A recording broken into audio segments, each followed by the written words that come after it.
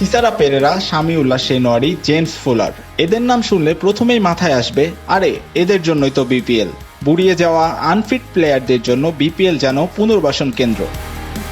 চলতি বিপিএল আসরে ঢাকা ক্যাপিটালসের অধিনায়ক হিসেবে আছেন ৩৫ বছর বয়সী থিসারা পেরেরা, যিনি সর্বশেষ আন্তর্জাতিক টি-20 খেলেছেন ২০২১ সালে। ইদানিং বড় কোনো টুর্নামেন্টেও দেখা পাওয়া যায় না তাকে। সবশেষ লিজেন্ড লিগে খেলেছেন এই শ্রীলঙ্কান অলরাউন্ডার। সিলেটি স্ট্রাইকার্সের আফগান অলরাউন্ডার শামিউল্লাহ শেনওয়ারি বিপিএল শুরু হবার আগে যার কোনো খোঁজই ছিল না। সর্বশেষ ২০২২ সালে আন্তর্জাতিক ক্রিকেট খেলা ৩৭ বছর বয়সী শেনওয়ারি এবার বিপিএল এর প্রথম ম্যাচে করেন মাত্র ৮ রান।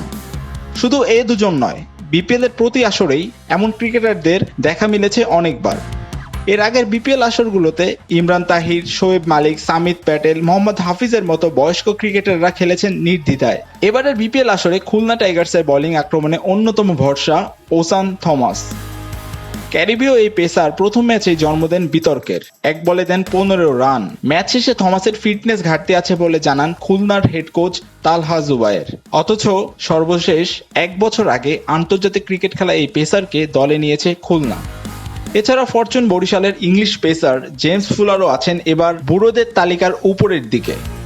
অন্যদিকে ঢাকায় আছেন আরেক লঙ্গান স্পিনার চতুরাঙ্গা ডি সিলভা। শ্রীলঙ্কান ৩৫ বছর বয়সী এই ক্রিকেটারের বাইরের লিগ বলতে সম্বল যেন এই বিপিএলই।